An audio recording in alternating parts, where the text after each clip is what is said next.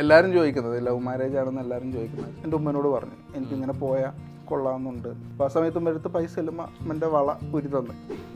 ഞാനിപ്പോൾ ഇന്ന് എന്താണോ അതെല്ലാം എനിക്ക് ICI തന്ന ഈ 2 അക്ഷരം കൊണ്ട് മാത്രമാണ്. ഇത് വന്ന് ഞാൻ നോക്കിയതിന് ശേഷമാണ് ഉമ്മനോട് പറയുന്നത്. അത് ഭയങ്കര ഒരു ഇതായിരുന്നു.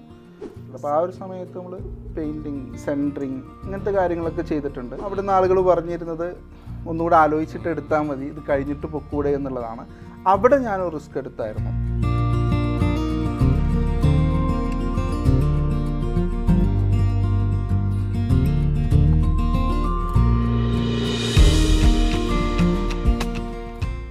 Hi everyone, welcome to another episode of Triple I Coffee Conversations with an Expert.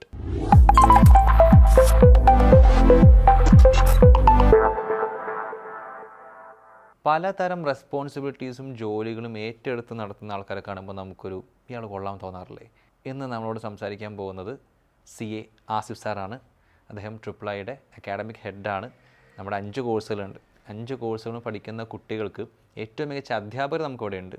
അതിനപ്പുറത്തേക്കുള്ള academic support, അവർക്ക് വേണ്ട റിസർച്ച് ആൻഡ് ഡെവലപ്മെൻറ്റ് ടീമിനെ നയിക്കുന്ന ഇതിൻ്റെ റിസോഴ്സസ്, ഇതിൻ്റെ എക്സാംസ്, ഇതിൻ്റെ കാര്യങ്ങളെല്ലാം പ്രൊവൈഡ് ചെയ്യുന്ന ഒരു ടീം നമുക്കുണ്ട്. അതിൻ്റെ ഹെഡായിട്ടുള്ള CA ആസിഫ് സാറാണ്. അപ്പോൾ നമുക്ക് ആസിഫ് സാറിനോട് വിശേഷങ്ങൾ ചോദിക്കാം. Okay, let's welcome Asif sir. Sir welcome. ഞാനേ ആദ്യം തന്നെ പ്രായം ചോദിക്കുന്നത് ശരിയല്ലല്ലോ, അതുകൊണ്ട് അത് ചോദിക്കുന്നില്ല. പക്ഷെ എന്തായാലും ഇപ്പോൾ CA പഠിക്കുന്ന ഒരു കുട്ടിയെ കമ്പയർ ചെയ്യുമ്പോൾ സാറിനൊരു എക്സ്പീരിയൻസ് ലെവൽ വെച്ചിട്ട് കുറച്ച് മുൻപ് CA കഴിഞ്ഞ ആളാണല്ലോ. ഇപ്പോൾ നമുക്കറിയാം CA അല്ലെങ്കിൽ പ്രൊഫഷണൽ അക്കൗണ്ടിങ് കോഴ്സിനെ കുറിച്ചൊക്കെയുള്ള അവയർനെസ് കൂടുതലാണ്. കോമേഴ്സ് +1 +2 പഠിക്കുന്ന പിള്ളേർക്ക് അത്യാവശ്യം അറിയാതിനെക്കുറിച്ചൊക്കെ. പക്ഷേ കുറച്ച് കാലം മുൻപ് അങ്ങനെ ആയിരുന്നില്ല. ഇപ്പോൾ സയൻസിന് കിട്ടുന്നത് പോലെ ഒരു കരിയർ ഇതിൻ്റെ പാത്വേനെ കുറിച്ചൊന്നും ആൾക്കാർക്ക് അറിയില്ല. സാർ എങ്ങനെയാണ് CA എന്ന് പറഞ്ഞ ഐഡിയ ആദ്യമായിട്ട് സ്ട്രൈക്ക് ചെയ്യുന്നതെന്നാണ് തുടക്കത്തിൽ എനിക്ക് ചോദിക്കാനുള്ളത്. എവിടുന്നാണ് വന്നതെന്ന് എനിക്കറിയില്ല. പക്ഷെ ഒരു +2ൻ്റെ സമയത്ത് എവിടുന്ന് എനിക്ക് കയറിയായിരുന്നു. ചിലപ്പോൾ ഏതെങ്കിലും പത്രങ്ങളിൽ നിന്ന് കണ്ടതായിരിക്കാം. അപ്പോൾ ഈ മേഖലയിൽ നമുക്ക് അന്ന് അറിയുന്ന ആൾക്കാർ, ഏറ്റവും അടുത്ത ആൾക്കാരെന്ന് പറയുന്നത് നമ്മുടെ +2 പഠിപ്പിക്കുന്ന ടീച്ചേഴ്സ് തന്നെ ആയിരിക്കും. അപ്പോൾ ആ ഒരു സമയത്ത് എനിക്ക് ചോദിച്ചതായിട്ട് ഓർമ്മയുണ്ട്. ആ സമയത്ത് പക്ഷെ അവർ പറഞ്ഞത് ഡിഗ്രിക്ക് പോകുന്നതാണ് നല്ലത്, നമുക്കത് കഴിഞ്ഞിട്ട് നോക്കാം എന്നുള്ളതാണ്. അങ്ങനെ ഞാൻ നാട്ടിലുള്ള ഒരു കോളേജിൽ തന്നെ അവിടെ പോയിട്ട് നമ്മൾ ഡിഗ്രി ചെയ്യുന്ന സമയത്ത് അവിടുത്തെ സാറുമാരോട് നമ്മൾ ചോദിച്ചായിരുന്നു എങ്ങനെയുണ്ട്, എനിക്ക് ഇങ്ങനെ ഒരു ആഗ്രഹമുണ്ട്. കാരണം കൊമേഴ്സ് ഫീൽഡിലെ ഏറ്റവും നല്ലൊരു പൊസിഷൻ, നല്ലൊരു കോഴ്സ്, അപ്പോൾ അത് ചെയ്യാൻ. അപ്പോൾ അവരും പറഞ്ഞത് വേണ്ട, BCom ഉണ്ടാവില്ല, CA ഉണ്ടാവില്ല എന്നുള്ള രീതിയിൽ തന്നു. വീണ്ടും ഇതെൻ്റെ ബാക്ക് ഓഫ് മൈൻഡ് ഇങ്ങനെ കിടന്നുകൊണ്ടായിരിക്കാം, ഏതോ പത്രത്തിലെ ഏതോ പരസ്യം കണ്ട സമയത്ത് ഞാൻ എൻ്റെ ഉമ്മനോട് പറഞ്ഞു എനിക്കിങ്ങനെ പോയാൽ കൊള്ളാമെന്നുണ്ട്. ഉമ്മയോടാണ് എല്ലാ കാര്യങ്ങളും തുറന്ന് പറയാറ്. അപ്പോൾ ആ സമയത്ത് ഉമ്മടുത്ത് പൈസ ഇല്ലുമ്പോൾ അമ്മൻ്റെ വള ഉരി തന്നു. വേറൊന്നും ചോദിച്ചില്ല, നമുക്ക് കോൺഫിഡൻസ് ഉണ്ടാവാം. അപ്പോൾ അത് വെച്ചിട്ട് ഞാൻ സാറ്റർഡേ സൺഡേ മാത്രം, കോളേജ് ഇല്ലാത്ത ദിവസമാണല്ലോ, അത് വെച്ചിട്ട് നാട്ടിലുള്ള അല്ലെങ്കിൽ അടുത്തുള്ള ഒരു ഇൻസ്റ്റിറ്റ്യൂട്ടിൽ പോയി ചേർന്ന് അവിടെ സാറ്റർഡേ സൺഡേ പോകുന്നു, ബാക്കിയുള്ള ദിവസങ്ങളിൽ കോളേജിൽ പോകുന്നു. അങ്ങനെ ഞാൻ ഫൗണ്ടേഷൻ എഴുതി ഫസ്റ്റ് ചാൻസിൽ ക്ലിയറായി. അപ്പോൾ ഉമ്മ തന്ന സപ്പോർട്ടും പിന്നെ കാരണം വേറൊന്നും ചോദിച്ചിട്ടില്ല. അപ്പം നമുക്ക് തിരിച്ചെന്തേലും കൊടുക്കണമല്ലോ, കാരണം ഫുൾ റെസ്പോൺസിബിലിറ്റി നമ്മളെടുത്ത. അങ്ങനെയാണ് ശരിക്കും ഞാൻ ഈ കോഴ്സിലോട്ട് ഫസ്റ്റായിട്ട് വരുന്നത്. അപ്പോൾ ഈ പറഞ്ഞ പോലെ ഇപ്പം ആദ്യം ചോദിച്ച 2 കൂട്ടരും ഇതൊരു സ്കെപ്റ്റിക്കലായിട്ട് നോക്കിയിട്ട് മതി എന്നുള്ള രീതിയിൽ പറയുമ്പോഴേ നമുക്കൊരു സംശയം വരുമല്ലോ, ഇവരങ്ങനെ പറയുന്നുണ്ടെങ്കിൽ അതിലെന്തോ ഒരു പ്രശ്നമുണ്ട്, ഇത് അത്യാവശ്യം ചലഞ്ചിങ് ആണെന്നുള്ളത്. അവർ ഭയങ്കര അടുത്ത ആൾക്കാരാണ്. അവർ വളരെ എന്താ പറയുക, മനസ്സ് തട്ടി തന്നെ പറഞ്ഞു, അല്ലാതെ വേറൊന്നും കൊണ്ടല്ല. അപ്പോൾ അതുകൊണ്ട് തന്നെയാണ് ഞാൻ അഡിഷൻ എടുക്കാതിരുന്നത്. പക്ഷെ നമ്മൾ ഇത് തന്നെ ഇതിനെക്കുറിച്ച് തന്നെ റിസർച്ച് ചെയ്യുന്നുണ്ടായിരുന്നു. അന്ന് അവൈലബിൾ ആയിട്ടുള്ള റിസോഴ്സ് വെച്ചിട്ട് നമ്മൾ റിസർച്ച് ചെയ്യുന്നുണ്ടായിരുന്നു. ദെൻ ഞാൻ ഫൗണ്ടേഷൻ ജോയിൻ ചെയ്ത് അവിടെ ആദ്യത്തെ ക്ലാസ്സുകളൊക്കെ കഴിഞ്ഞ് ഒരു 1-2 മന്ത്സ് കഴിഞ്ഞിട്ടാണ് ഞാൻ ആദ്യം ഒരു CA-കാരനെ കാണുന്നത്. എൻ്റെ ഫസ്റ്റ് പ്രിൻസിപ്പളും അതായിരുന്നു. പിന്നെ സാറിനോടായി കമ്മ്യൂണിക്കേഷൻ. ഒരു CA-കാരനെ നമുക്കിന്ന് കിട്ടുന്നില്ലായിരുന്നു, ഒരു ചാർട്ടേഡ് അക്കൗണ്ടൻ്റ് ആയിട്ടുള്ള ഒരാളെ കിട്ടാത്തൊരു പ്രശ്നം ഉണ്ടായിരുന്നു. പിന്നെ എനിക്ക് കുറച്ചും കൂടെ ഈസി ആയിരുന്നു, കാരണം നമുക്ക് ഓരോ ഡൗട്ടും നമുക്ക് ചോദിക്കാൻ ആൾറെഡി ഇത് ക്ലിയർ ചെയ്ത ഒരാളുണ്ടല്ലോ. പിന്നെ അവിടെ നിന്നും ഇങ്ങോട്ട് അങ്ങനെ ആയിരുന്നു. കോളേജ് പഠിക്കുന്ന സമയത്ത് ഫൗണ്ടേഷൻ കഴിഞ്ഞിട്ടും അതും ഒരു ഡിസിഷൻ എടുക്കണമായിരുന്നു എനിക്ക്. കാരണം ഞാൻ ഒരു റെഗുലർ കോളേജ് പഠിക്കുന്നു. ആ ടൈമിൽ റെഗുലർ കോളേജ് കിട്ടുക എന്ന് പറഞ്ഞാൽ അത്ര ഈസി അല്ല. കാരണം ഞാൻ +2 കഴിയുമ്പോൾ പ്രാർത്ഥിക്കുന്നൊരു കാര്യമാണെന്ത്, എനിക്ക് ഈ കോളേജ് കിട്ടണേ എന്നുള്ളത്. ആ കോളേജ് തന്നെയാണ് എനിക്ക് കിട്ടി. അപ്പോൾ അത് വിടുക, എന്നിട്ട് പ്രൈവറ്റൈസ് ചെയ്യുക, CA-ലോട്ട് വരിക. അപ്പോഴും അവിടുന്ന് ആളുകൾ പറഞ്ഞിരുന്നത് ഒന്നുകൂടെ ആലോചിച്ചിട്ട് എടുത്താൽ മതി, ഇത് കഴിഞ്ഞിട്ട് പൊക്കൂടെ എന്നുള്ളതാണ്. അവിടെ ഞാനൊരു റിസ്ക് എടുത്തായിരുന്നു. ഫൈനലി ഞാൻ തന്നെ എടുത്ത ഡിസിഷനാണ്. കാരണം ഇവിടെ ഞാൻ CA എടുക്കാൻ പോകുന്നു എന്നുള്ളൊരു ഡിസിഷൻ എടുത്തിട്ടാണ് ഞാൻ പിന്നെ വന്നത്.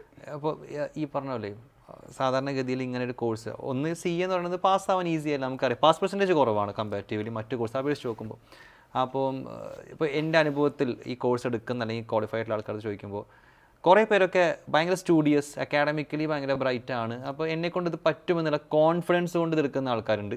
രണ്ട്, കുറച്ച് ഡൗട്ട്ഫുള്ളൊക്കെ ആയിരിക്കാം, പക്ഷേ വേറെ എന്തോ ഒരു പർപ്പസ് അപ്പുറത്തുണ്ട്, അതിന് ഇങ്ങനെ ഒരു കോഴ്സ് പാസ്സായാലാണ് എന്നെക്കൊണ്ട് പറ്റുള്ളൂ എന്നുള്ള ഞാൻ പറഞ്ഞ പോയിന്റ്സ് ആണ് മനസ്സിലായിരിക്കും. കാരണം നമ്മുടെ ഒരു കോഴ്സിന് ഇങ്ങനത്തെ ചലഞ്ചിങ് ആയിട്ടുള്ള കോഴ്സിന് ചേരുമ്പോൾ നമുക്ക് അവിടെ ഒരു മോട്ടിവേഷൻ ഉണ്ടാകും അപ്പുറത്ത്.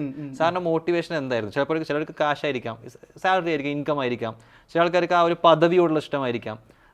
So what was the driving force behind that? തുടക്കം ഇത് തന്നെയാണ്. What is the highest salary? നമുക്ക് കൊമേഴ്സിൽ നമുക്ക് കിട്ടുന്ന ഏറ്റവും നല്ല സാലറി കിട്ടുന്ന ജോബ് ആ ഒരു സമയത്ത് എനിക്ക് തോന്നുന്നു ഒരു +1 +2 ഒക്കെ പഠിക്കുന്ന സമയത്ത്, അതും നമ്മളൊരു അത്ര ക്യാഷ് ഇല്ലാത്ത ഒരു വീട്ടിലാണ് എന്നുണ്ടെങ്കിൽ നമുക്ക് ഒരുപാട് ആഗ്രഹങ്ങളുണ്ടാവും. വലിയ ആഗ്രഹങ്ങളെന്നല്ല, നമുക്ക് നമ്മുടെ ഇന്നത്തെ ചില നെസസിറ്റീസുകൾ തന്നെ ഫില്ല് ചെയ്യാൻ തന്നെ നമുക്കൊരു ആഗ്രഹം ഉണ്ടാവും.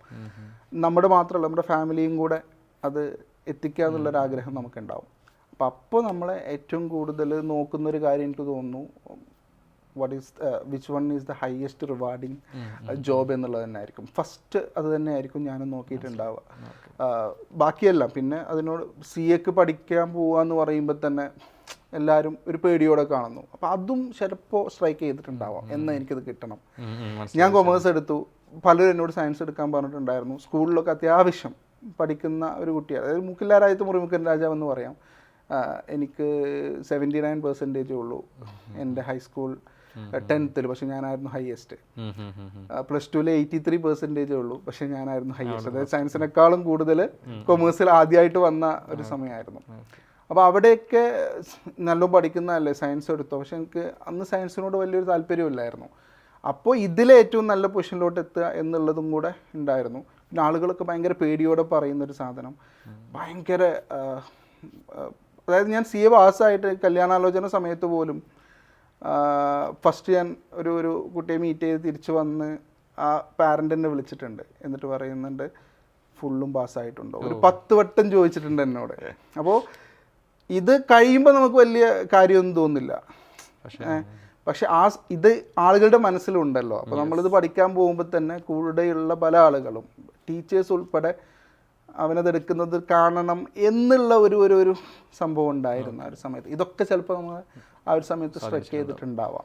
ഓക്കെ, സാറിൻ്റെ ഒരു പ്രിപ്പറേഷൻ ടൈം, ഇപ്പോൾ അതായത് നമ്മുടെ ഒരു വലിയ ജേണി ആണല്ലോ അത്, ഡ്യൂറേഷൻ വൈസ് ഓൾസോ നമ്മൾ പഠിക്കുന്ന ആ ഡെപ്ത് കൊണ്ടും. അപ്പം ആ സമയത്ത് വാസ് ഇറ്റ് ഈസി? ഞാൻ വളരെ പ്ലെയിനായിട്ട് ചോദിക്കാം.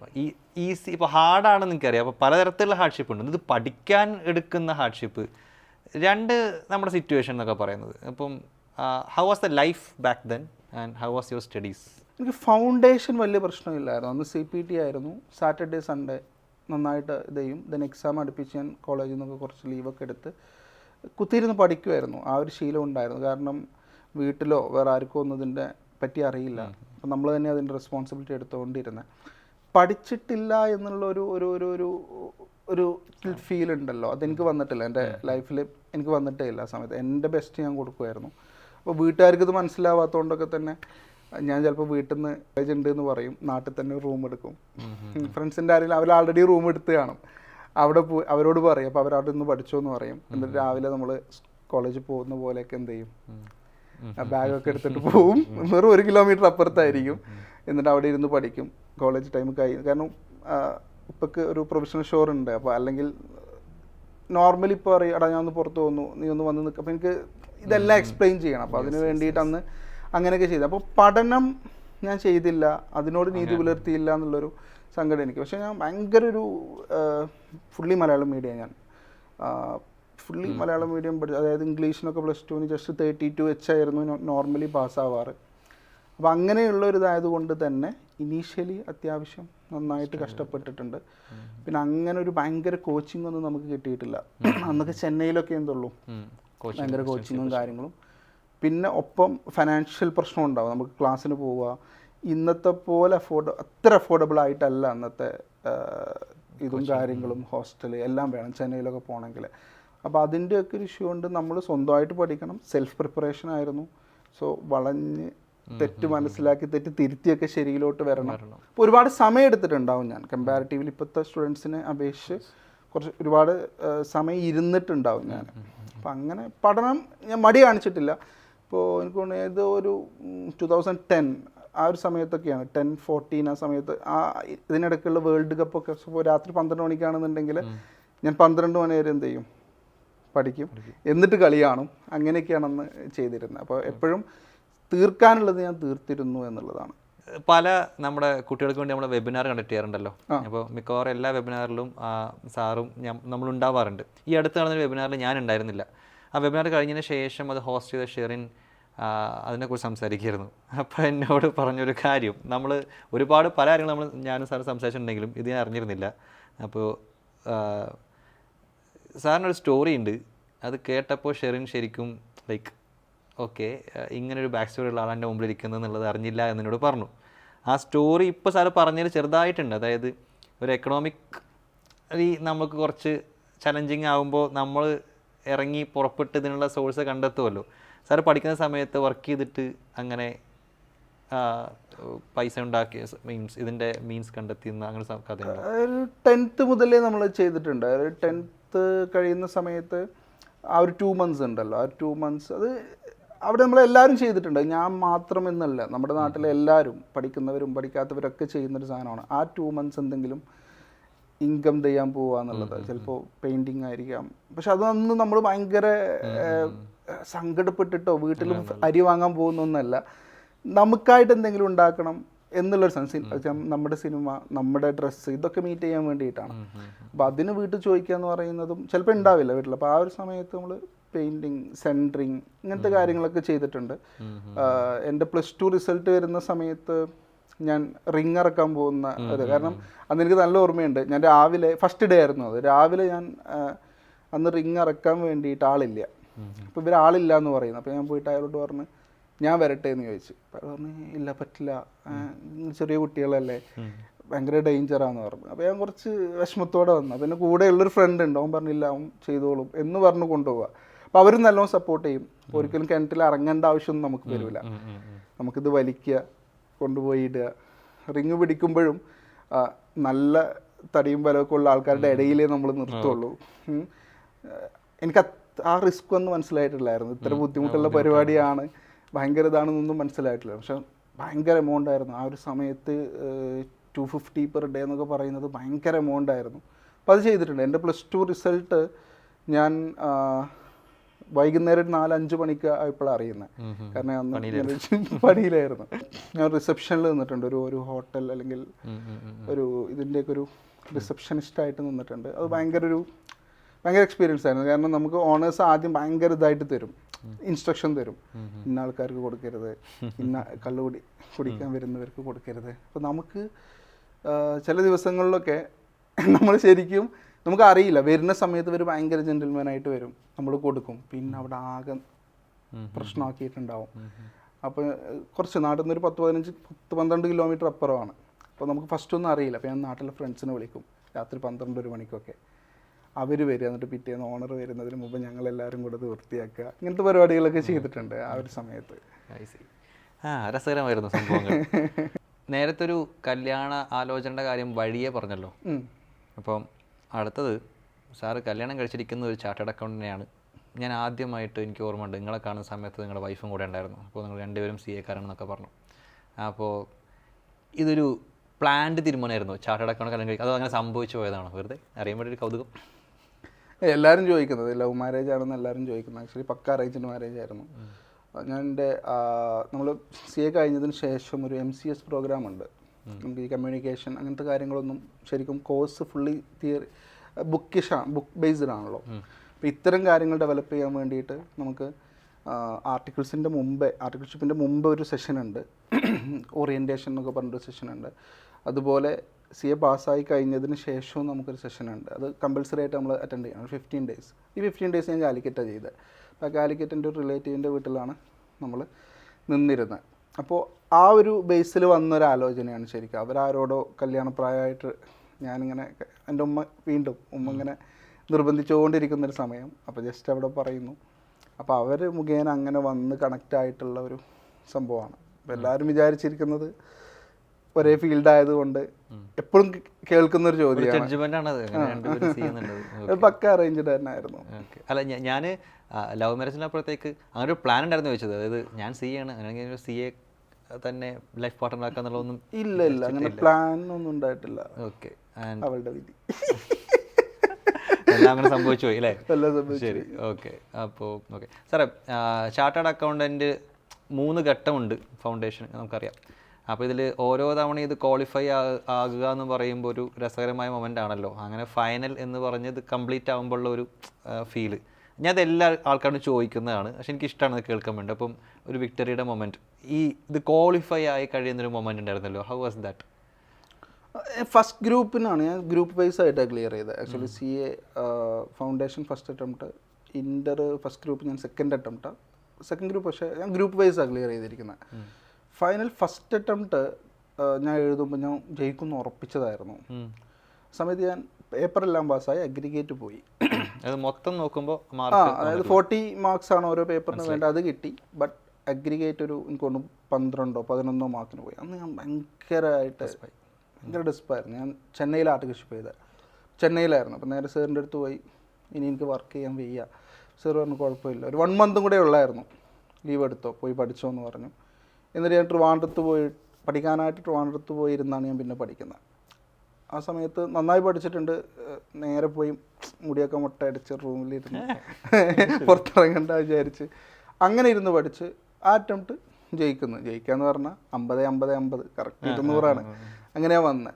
ആ ഒരു സമയത്താണ് എനിക്ക് തോന്നുന്നു ഞാൻ ഭയങ്കരമായിട്ട് വീട്ടിലായിരുന്നു. ആ സമയത്ത് നമുക്കൊരു ഉമ്മയൊക്കെ കൊടുത്ത് ജസ്റ്റ് ആദ്യം ഒന്നും പറയാതെ റിസൾട്ട് ഡേ ഒന്നും ഞാൻ പറഞ്ഞിട്ടില്ല.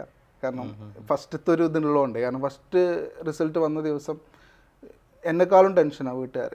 അപ്പോൾ ഇത്തവണ ഞാൻ അറിയില്ലല്ലോ എന്താ വരാൻ പോകുന്നത് എന്നുള്ളത്, ചിലപ്പോൾ ഫെയിലാവാം. അപ്പോൾ ഞാൻ വീട്ടിൽ പറഞ്ഞിട്ടില്ലായിരുന്നു. അപ്പോൾ റിസൾട്ട് വന്ന് ഞാൻ നോക്കിയതിന് ശേഷമാണ് ഉമ്മനോട് പറയുന്നത്. അത് ഭയങ്കര ഒരു ഇതായിരുന്നു. സെക്കൻഡ് ഗ്രൂപ്പ് ആയപ്പോൾ ശരിക്കും ഞാൻ ജോലി സ്റ്റാർട്ട് ചെയ്തായിരുന്നു. അപ്പോൾ അതുകൊണ്ട് തന്നെ ഭയങ്കര ഒരു ഫസ്റ്റ് ഗ്രൂപ്പ് ഇത് ചെയ്ത പോലുള്ളൊരു എക്സൈറ്റ്മെൻറ്റ് വന്നിട്ടില്ല. എന്തായാലും ഹാപ്പി ആയിരിക്കും. നമ്മളൊരു ഭയങ്കര ഒരുപാട് കാലത്തൊരു സാധനം, ഒരു ഭാരം ഇറക്കി വെച്ചതുപോലെ ഉണ്ടായിരുന്നു. ആ ഒരു സംഭവം ഉണ്ടായിരുന്നു. ഇതുപോലെയുള്ളൊരു എക്സൈറ്റ്മെൻറ്റ് ശരിക്കും വന്നിട്ടില്ല. അങ്ങനെ sir first after qualifying C A sir എങ്ങനെയായിരുന്നു കരിയറിൻ്റെ ഒരു മുന്നോട്ട് നോക്കിയിരുന്നത്? എവിടെ തുടങ്ങി ഇപ്പോൾ ഇവിടെ എത്തി നിൽക്കുന്നതിനുള്ളൊരു ജേണി? ആക്ച്വലി തുടക്കം ഭയങ്കര കൺഫ്യൂസ്ഡ് ആയിരുന്നു. കാരണം ഞാൻ മലപ്പുറത്തു നിന്നാണ്.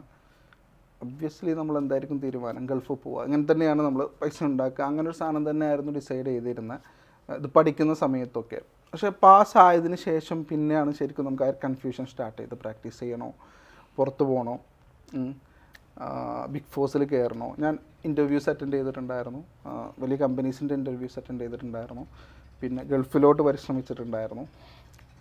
സംഹൗ ഫൈനലി ഞാൻ എന്ത് ചെയ്തു, ഡിസൈഡ് ചെയ്തു, ഇല്ല ഞാൻ പ്രാക്ടീസിലോട്ടാണ്. അപ്പോൾ നന്നായിട്ട് പ്രാക്ടീസ് ഉള്ള ഒരു ഫേമിൽ തന്നെ കയറാമെന്ന് വിചാരിച്ചു. അങ്ങനെ ട്രിവാൻഡ്രത്ത് നല്ല എക്സ്പീരിയൻസ് ഉള്ള ഒരു ഫേമിൽ തന്നെ കയറി പ്രാക്ടീസ് എന്താണെന്ന് പഠിക്കാൻ വേണ്ടിയിട്ട് തീരുമാനിച്ചു. കമ്പാരിറ്റീവ്ലി നമ്മൾ പ്രാക്ടീസിന് ഇങ്ങനെ ഒരു പ്രാക്ടീസ് ഫീൽഡിൽ കയറുമ്പോൾ ഇൻകം കുറച്ച് കുറവ് തന്നെ ആയിരിക്കും കമ്പയർ ടു ബിഗ് ഫോറിൽ കയറുവാണെങ്കിലോ അല്ലെങ്കിൽ പുറത്ത് പോവുകയാണെങ്കിലോ ഒക്കെ ഉള്ളതിനേക്കാളും. പക്ഷേ ആ ഡിസിഷൻ കഴിഞ്ഞതിന് ശേഷം എങ്ങനെയോ എന്നിലോട്ട് വന്നതാണ്, ഭയങ്കര പ്ലാൻഡായിട്ട് വന്നതല്ല. അങ്ങനെയായിരുന്നു. പിന്നെ കുറച്ച് അവിടെ ഒരു 3-4 വർഷം നിന്നു. അതിനിടയ്ക്ക് അവിടെ പാർട്ട്ണറായി, ആ ഫേമിൽ തന്നെ പാർട്ട്ണറായിട്ട് വർക്ക് ചെയ്ത് അതിൻ്റെ കൂടെ ചെറുതായിട്ട് ടീച്ചിങ് സ്റ്റാർട്ട് ചെയ്തു. പിന്നെ ഇത് രണ്ടും കൂടെ കൊണ്ടുപോയി. പിന്നെയാണ് നമുക്കൊരുപാട് ഫ്രണ്ട്സും കാര്യങ്ങളൊക്കെ വരുന്നത്. പിന്നെ ഞാൻ അവിടെ നിന്ന് ഇറങ്ങിയിട്ട് നമ്മുടെ ഫ്രണ്ട്സ് മുഖാന്തരം ഒരു ഫേം, ഒരു LLP രൂപീകരിച്ചു. കൊറോണയൊക്കെ വരുന്ന ആ ഒരു സമയമാണ്. പിന്നെയാണ് ഞാൻ ഈ പറഞ്ഞ നിങ്ങൾ ഫസ്റ്റ് ചോദിച്ച പോലെയുള്ള പല മേഖലകളിലൂടെ കിടക്കുന്നത്. ഇപ്പോൾ ഓഫീസുണ്ട്, വൈഫും അത് ഹാൻഡിൽ ചെയ്യുന്നുണ്ട്, ദെൻ ട്രിപ്പിൾ അക്കാഡമിക്സ് ഹാൻഡിൽ ചെയ്യുന്നുണ്ട്, ചെറിയ കുറച്ച് ബിസിനസ്സും കാര്യങ്ങളൊക്കെ ഫ്രണ്ട്സ് ഉൾപ്പെടെ നമ്മൾ ചെയ്യുന്നുണ്ട്. അപ്പോൾ ഇങ്ങനൊരു 3 ഡിഫറെൻറ്റ് മേഖലകൾ, ഒരു 3-4 ഡിഫറെൻറ്റ് മേഖലകൾ ഇപ്പോൾ നമ്മൾ ഹാൻഡിൽ ചെയ്യുന്നുണ്ട്. ഒരു ചാർട്ടേഡ് അക്കൗണ്ട് ആയി കഴിഞ്ഞാലേ നമ്മുടെ ആ പ്രൊഫഷൻ നമ്മുടെ ഡെയിലി ലൈഫിന് എങ്ങനെ സഹായിക്കും? ഇപ്പം ഉദാഹരണം പറയുകയാണെങ്കിൽ ഇപ്പം എനിക്ക് ഫിനാൻഷ്യൽ ഇയർ എൻഡ് ചെയ്യുന്ന സമയത്ത് ടാക്സിൻ്റെ കാര്യം വരുമ്പോൾ ഞാൻ നിങ്ങളെ സമീപിക്കുന്നുണ്ട്. അപ്പോൾ ഞാൻ ആലോചിക്കും, ചാർട്ടേഡ് അക്കൗണ്ട് ആണെങ്കിൽ ഇപ്പോൾ എനിക്ക് തന്നെ ചെയ്യാമായിരുന്നല്ലോ. അല്ലെങ്കിൽ ഇപ്പോൾ ഇൻവെസ്റ്റ്മെൻറ്റിൻ്റെ കാര്യത്തിലേക്ക് പോകുമ്പോൾ ഒരു കമ്പനി അനലൈസ് ചെയ്യണം ഫണ്ടമെൻ്റലി. അപ്പോൾ ഞാൻ ആലോചിക്കും, ഇതിപ്പോൾ CA കാരനാണെങ്കിൽ ഇയാൾക്ക് ഇത് എളുപ്പവും ചെയ്യുമല്ലോ. അപ്പം അത്തരത്തിൽ ഇത് രസകരമായൊരു സംഭവമാണോ? ഈ CA ആയിക്കഴിഞ്ഞാൽ ഇങ്ങനെ ചില കാര്യങ്ങൾക്ക് അത് ഭയങ്കര ഹെൽപ്ഫുൾ ആയിരിക്കും അല്ലേ? ലൈക്ക് ഒരു ഡെയിലി ലൈഫ് സാധനങ്ങളെ ഇത് സഹായിക്കുന്നുണ്ടോ പ്രൊഫഷൻ എന്നുള്ളത്? നാട്ടിലൊക്കെ ഞാൻ ചിലപ്പം പലപ്പോഴും പറയാറുണ്ട്, എന്ത് കാര്യം അവർ നമ്മളോട് ചോദിക്കും. അവർ വിചാരിക്കുന്നത് നമ്മൾ CA പാസ്സായി നമ്മളൊരു എൻസൈക്ലോപീഡിയ ആണെന്നുള്ളതാണ്.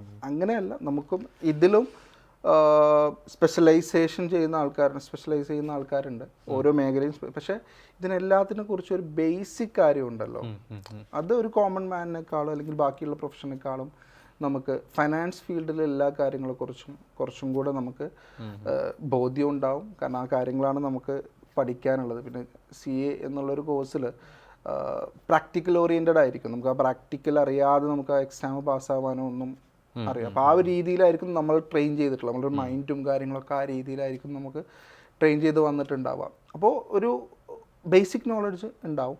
പക്ഷേ എപ്പോഴും ഇപ്പോൾ ടാക്സ് ആണെങ്കിൽ ടാക്സിൽ തന്നെ സ്പെഷ്യലൈസ് ചെയ്തിരിക്കുന്ന ചാർട്ടേഡ് അക്കൗണ്ടൻസ് ആയിരിക്കും നോർമൽ ഒരു ചാർട്ടേഡ് അക്കൗണ്ടൻസിനേക്കാളും ബെറ്റർ ആയിട്ടുണ്ടാവുക.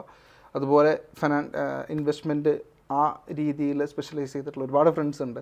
അപ്പോൾ ആ ഒരു ബേസിക് ആയിട്ടുള്ള കാര്യം നമ്മൾ പറഞ്ഞു കൊടുക്കും. അതിൻ്റെ അപ്പുറത്തോട്ടാണെങ്കിൽ നമ്മൾ ഒന്നില്ലെങ്കിൽ അവരിലോട്ട് ഡയറക്റ്റ് ചെയ്യും, അല്ലാതെ നമ്മൾ അവരോട് ചോദിച്ചിട്ട് പറഞ്ഞു കൊടുക്കും. അങ്ങനെ ആയിരിക്കും നമ്മൾ ചെയ്യുന്നത്.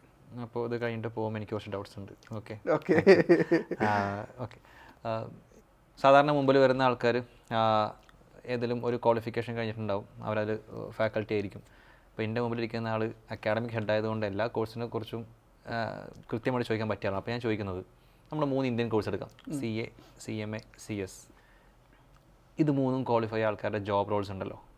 ഇവരൊന്ന് ഡിഫറൻഷ്യേറ്റ് ചെയ്യാൻ പറഞ്ഞാൽ എന്താണ് ഇത് തമ്മിലുള്ള വ്യത്യാസം? അതായത് CA versus CMA versus CS എങ്ങനെയാണ് സാർ ഡിഫൈൻ ചെയ്യുക?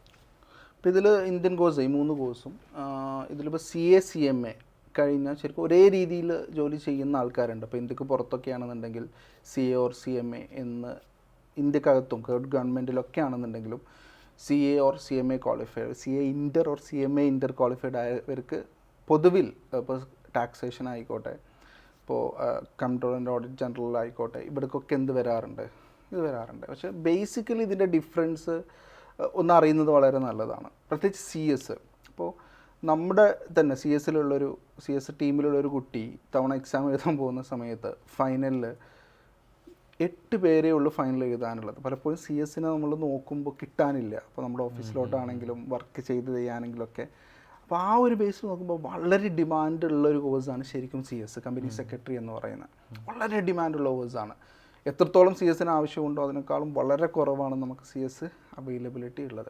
പക്ഷെ അത് കുറച്ച് തിയറി ഇഷ്ടപ്പെടുന്ന, ലോ ഇഷ്ടപ്പെടുന്ന ആൾക്കാരൊക്കെയാണ് ചെയ്യുന്നത്. അപ്പോൾ അത്തരം ആളുകൾ ശരിക്കും ഫോക്കസ് ചെയ്യേണ്ട ഒരു ഏരിയയാണ് ശരിക്കും കമ്പനി സെക്രട്ടറി. ഞാൻ ഭയങ്കര ഈസി ആണെന്നൊന്നും പറയുന്നില്ല, കുറച്ച് ബുദ്ധിമുട്ടുകളൊക്കെ ഉണ്ട്. പക്ഷേ ഹൈ ഡിമാൻഡാണ്. കാരണം നമുക്കില്ല. അപ്പോൾ ഞാൻ ഓഫീസിലോട്ട് ആൾക്കാർ നോക്കാറുണ്ട്. ഇപ്പോൾ നമുക്ക് ഒരുപാട് CS റിലേറ്റഡ് വർക്ക്സ് ഉണ്ടാവും. ഇപ്പോൾ നമ്മളൊരു CA ഓഫീസ് ആണെങ്കിൽ പോലും CS റിലേറ്റഡ് വർക്ക് ഒരുപാട് നമുക്ക് ചെയ്യാനുണ്ട്. അപ്പം അതിനൊക്കെ നമുക്കറിയുന്ന ഒരാളെ നോക്കാൻ വേണ്ടി നിൽക്കുമ്പോഴൊക്കെ ഇല്ല, അവർക്ക് വേറെ ജോബ് ആൾറെഡി പ്ലേസ്ഡ് ആയി കാണും, അല്ലെങ്കിൽ അവർക്ക് ആൾറെഡി അവർ നല്ലൊരു ഇൻകം ജനറേറ്റ് ചെയ്യുന്നുണ്ട്. അപ്പോൾ അത് നമുക്ക് അതിൻ്റെ അപ്പുറത്തോട്ട് നമുക്ക് കൊടുക്കാൻ എന്ന് പറയുമ്പോൾ, കാരണം നമ്മുടെ മെയിൻ പ്രാക്ടീസ് ചെയ്യാണ്. അപ്പോൾ ആ ഒരു പ്രശ്നം വരാറുണ്ട്. CA, CMA ഉള്ള ഡിഫറൻസ് എന്ന് പറഞ്ഞാൽ ശരിക്കും CA എന്ന് പറഞ്ഞാൽ നോർമലി നമ്മൾ ചെയ്യുന്ന കാര്യങ്ങൾ ടാക്സേഷൻ, അതുപോലെ ഓഡിറ്റ്, ഓക്കെ, ഫൈനാൻഷ്യൽ പ്ലാനിങ്, ഇതൊക്കെയാണ്. ഇതിലൊക്കെ ശരിക്കും നമ്മളൊരു പോസ്റ്റ്മോർട്ടമാണ് ചെയ്യുന്നത്. ഇപ്പോൾ ഓഡിറ്റ് ആണെങ്കിൽ നമ്മളൊരു പോസ്റ്റ്മോർട്ടമാണ് ചെയ്യുന്നത്. ആൾറെഡി എന്ത് ചെയ്തിട്ടുണ്ട്, അവിടെ നടന്നിട്ടുണ്ട്, സെയിൽ അവിടെ നടന്നിട്ടുണ്ടാവും, പർച്ചേസ് അവിടെ നടന്നിട്ടുണ്ടാവും, എക്സ്പെൻസുകളൊക്കെ നടന്നിട്ടുണ്ടാവും. ഇത് ശരിയാണോ എന്ന് നമ്മൾ ചെയ്യുന്നതാണ് ശരിക്കും ഒരു ചാർട്ടേഡ് അക്കൗണ്ടൻറ്റ്, ഫിനാൻഷ്യൽ അക്കൗണ്ടൻറ്റിൻ്റെ ജോലി. ഒരു ഫിനാൻഷ്യൽ അക്കൗണ്ടൻ്റ് ആയിട്ടാണ് ശരിക്കും നമ്മൾ CA-നെ കാണാറ്. ഓഡിറ്റ് ആണെങ്കിലും ടാക്സൊക്കെ അങ്ങനെ തന്നെ കഴിഞ്ഞു. ബിസിനസ്സിൽ പ്രോഫിറ്റ് വന്നു അല്ലെങ്കിൽ ലോസ് വന്നു, ഇനി അതിലെത്ര ഇൻകം ടാക്സ് കൊടുക്കണം, ഇതാണ് നമ്മൾ അവിടെ ശരിക്കും കൂടുതലായിട്ടും നോക്കുന്നത്. CMA-യിൽ ഈ പറഞ്ഞ കാര്യങ്ങളൊക്കെ ഉണ്ട്. പക്ഷേ CMA ശരിക്കും ഒരു കമ്പനിയുടെ പോയിന്റ് ഓഫ് വ്യൂവിൽ നോക്കുവാണെങ്കിൽ എനിക്ക് തോന്നിയിട്ടുള്ളത് CMA ആണ് കൂടുതൽ ആപ്റ്റായിട്ടുള്ള ഒരു കുറച്ചും കൂടെ കമ്പനി പോയിന്റ് ഓഫ് വ്യൂ കുറച്ചും കൂടെ വേണ്ട ആൾക്കാർ. കാരണം അവർ നോക്കുന്നത് കോസ്റ്റ് ആൻഡ് മാനേജ്മെൻറ്റ് അക്കൗണ്ടിങ് എന്നാണ്. ഫോർ എക്സാമ്പിൾ ഇപ്പോൾ നമ്മളൊരു പ്രോഡക്റ്റ് എടുക്കുകയാണ്, 100 രൂപയാണ് സെയിൽ, 80 രൂപയാണ് അതിൻ്റെ കോസ്റ്റ്, 20 രൂപ പ്രോഫിറ്റ്. ഇതാണ് ശരിക്കും നമ്മൾ കഴിഞ്ഞിട്ട് റിപ്പോർട്ട് ചെയ്യുന്നതാണ് ഫിനാൻഷ്യൽ അക്കൗണ്ടിങ് എന്ന് പറയുന്നത്. പക്ഷേ കോസ്റ്റ് ആൻഡ് മാനേജ്മെൻറ്റ് അക്കൗണ്ട് എന്ന് പറയുമ്പോൾ ഇപ്പോൾ ഒരു ബിസിനസ്സിലെ ഓണർക്ക് അവന് 20 പോരാ, അവന് 25 രൂപ പ്രോഫിറ്റ് വേണം, അല്ലെങ്കിൽ 25% വേണം. ഇത് എങ്ങനെയാക്കുന്നു നോക്കുന്ന ആൾക്കാരാണ്. അത് ആക്കണമെങ്കിൽ CMA എന്ന് പറയുന്നത്. കാരണം അതിൽ ഓരോ കോസ്റ്റ് ഇപ്പോൾ സെയിൽസ് പ്രൈസ് നമ്മൾ ഓരോന്നും നോക്കേണ്ടി വരും, ഓരോ പ്രോഡക്റ്റിൻ്റെ നോക്കേണ്ടി വരും, കോമ്പറ്റീറ്റേഴ്സിൻ്റെ നോക്കേണ്ടി വരും, ഒരുപാട് ആസ്പെക്റ്റ് നോക്കേണ്ടി വരും. അപ്പോൾ അവിടേക്ക് അനലൈസ് ചെയ്യണം. അതുപോലെ തന്നെ കോസ്റ്റും വരുന്ന ഓരോ എലമെൻറ്റും നമ്മൾ നോക്കേണ്ടി വരും. അപ്പോൾ ഇങ്ങനെയൊക്കെ നോക്കി അപ്പോൾ ആ ഒരു കാര്യം കൂടുതലായിട്ട് ഇൻവോൾവ് ചെയ്ത് ചെയ്യാൻ പറ്റുന്നത് ശരിക്കും CMA ആണ്. അപ്പോൾ ഒരു ഓണർ പോയിന്റ് ഓഫ് വ്യൂ നിങ്ങൾ ചിന്തിച്ച് നോക്കിയാൽ മതി, ഒരു ഇൻഡസ്ട്രിക്ക് അല്ലെങ്കിൽ ഒരു കമ്പനിക്ക് ശരിക്കും ഏത് തരം ആൾക്കാരെയാണ് ആവശ്യമായിട്ട് വരിക എന്നുള്ളത്. പലപ്പോഴും ഇതിൻ്റെ ഒരു ഇതെന്ന് പറഞ്ഞാൽ ആ ഒരു റെക്കഗ്നിഷൻ CMAക്ക് കിട്ടുന്നുണ്ടോ എന്നുള്ളത് ശരിക്കും ഡൗട്ടാണ്. മനസ്സിലായി. നമ്മൾ ഈ കരിയർ ഗൈഡൻസിൻ്റെ ക്ലാസ്സൊക്കെ എടുക്കുമ്പോൾ പിള്ളേരോട് പറയും ചില പ്രൊഫഷൻസിന് മാത്രമാണ് ലോഗോ ഉള്ളതെന്ന്. ഇപ്പോൾ ഡോക്ടേഴ്സിന് കാറിൻ്റെ അവിടെ മറ്റേ ഒരു വടി 2 പാമ്പൊക്കെ വെക്കും. അത് കഴിഞ്ഞാൽ പിന്നെ CA ഇപ്പോൾ ലോഗോ മാറി. സാറ് ക്വാളിഫൈ ചെയ്തതിനു ശേഷം പേരിൻ്റെ കൂടെ CA എന്നുള്ള 2 അക്ഷരം ആഡ് ആകുമ്പോൾ സ്വാഭാവികമായിട്ടും നമ്മുടെ ലൈഫിൽ അത് ഉണ്ടാക്കുന്ന മാറ്റം ഉണ്ടല്ലോ. എന്തായിരുന്നു ആ ചേഞ്ച്, എങ്ങനെയായിരുന്നു? അല്ല, നമുക്ക് കിട്ടുന്ന റെക്കഗ്നീഷനും റെസ്പെക്റ്റിനൊക്കെ അപ്പുറത്ത് ഞാനിപ്പോൾ ഇന്ന് എന്താണോ അതെല്ലാം എനിക്ക് ICA തന്ന ഈ 2 അക്ഷരം കൊണ്ട് മാത്രമാണ്. എന്തൊക്കെ ചേഞ്ചസ് എൻ്റെ ലൈഫിൽ, എൻ്റെ ഫാമിലിയുടെ ലൈഫിൽ ഉണ്ടായിട്ടുണ്ടോ, ഇതെല്ലാം ഇതുകൊണ്ട് മാത്രമാണ്. എനിക്കിപ്പോൾ എനിക്കിതുവരെ കിട്ടിയ എക്സ്പീരിയൻസ്, ഇന്ന് കിട്ടിക്കൊണ്ടിരിക്കുന്ന ഈ ഒരു ഞാനിപ്പോൾ എവിടെയാണോ നിൽക്കുന്നത്, ഈ ഇപ്പം നിങ്ങൾ പറഞ്ഞ പോലെ അക്കാഡമിക് ഹെഡ് ആയിക്കോട്ടെ, ഫേമിൽ എനിക്ക് കിട്ടുന്നൊരു സംഭവം ആയിക്കോട്ടെ, ബിസിനസ്സുകളിൽ എനിക്ക് ചെയ്യാൻ പറ്റുന്നതായിക്കോട്ടെ, ഒരുപാട് ഫ്രണ്ട്സിന് ഞാൻ അഡ്വൈസ് ചെയ്യാൻ പറ്റുന്നതായിക്കോട്ടെ, ഇതെല്ലാം ഫിനാൻഷ്യൽ ബെനിഫിറ്റ് ആയിക്കോട്ടെ, എല്ലാം എനിക്ക് ഈ ഒരു 2 അക്ഷരം എൻ്റെ പേരിൻ്റെ മുമ്പിൽ വന്നതിന് ശേഷം കിട്ടിയ സംഭവമാണ്. ഇപ്പോൾ വീട്ടുകാർക്ക് ഇപ്പോൾ സാറ് പറഞ്ഞു അന്ന് അവർക്ക് ഇതിനെക്കുറിച്ച് വലിയ ധാരണ ചിലപ്പോൾ ഉണ്ടാവണം നമ്മൾ എന്താണ് ചെയ്യുന്നതെന്നും. അപ്പം CA ഒക്കെ അതിന് ശേഷം വീട്ടുകാർക്കൊക്കെ ഇപ്പോൾ മോൻ CA ആണ് എന്നുള്ളത് അത് എത്രമാത്രം വലിയൊരു ക്വാളിഫിക്കേഷൻ ആണെന്നും മനസ്സിലാവുന്നൊരു പോയിന്റ് തൊട്ടിട്ടേ അതെങ്ങനെയായിരുന്നു? ഇപ്പം ഉമ്മാൻ്റെ അടുത്ത് അല്ലെങ്കിൽ പാരൻസിൻ്റെ അടുത്ത് ഞാൻ എന്തൊക്കെ പറഞ്ഞാലും ഒരു കല്യാണ വീട്ടിൽ പോയിട്ട് പോകണം എന്താ ചെയ്യണം, CA ആണെന്ന് പറയുമ്പോൾ അതിന് ഡെപ്ത് അറിയുന്നൊരു പോയിന്റ് തൊട്ടിട്ട് അവർക്ക് ഉണ്ടാവുന്ന ഫീൽ ഉണ്ടല്ലോ. അങ്ങനത്തെ അനുഭവം ഉണ്ടോ സാറിന്?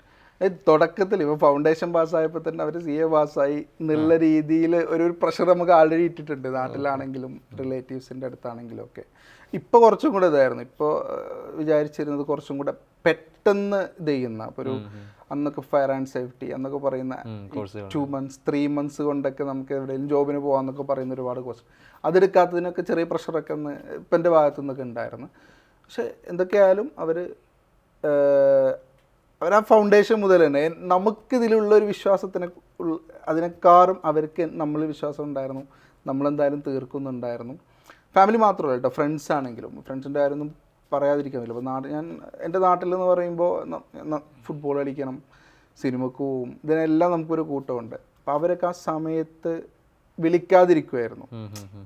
ഇവനിതിന് പഠിക്കുവാണ്, അപ്പം ഞങ്ങളോ പഠിക്കുന്നില്ല, ഞങ്ങളോ കുറച്ച് ഇതിലാണ്, അവൻ പഠിക്കട്ടെ. കാരണം അവർ വിളിച്ചാൽ ചിലപ്പോൾ നമുക്ക് പോകാതിരിക്കാൻ പറ്റില്ല. അപ്പോൾ അവരെല്ലാവരും നമ്മളെ ഭയങ്കരമായിട്ട് ഹെൽപ്പ് ചെയ്തിട്ടുണ്ട് ഈ ഒരു പരിപാടിയിൽ.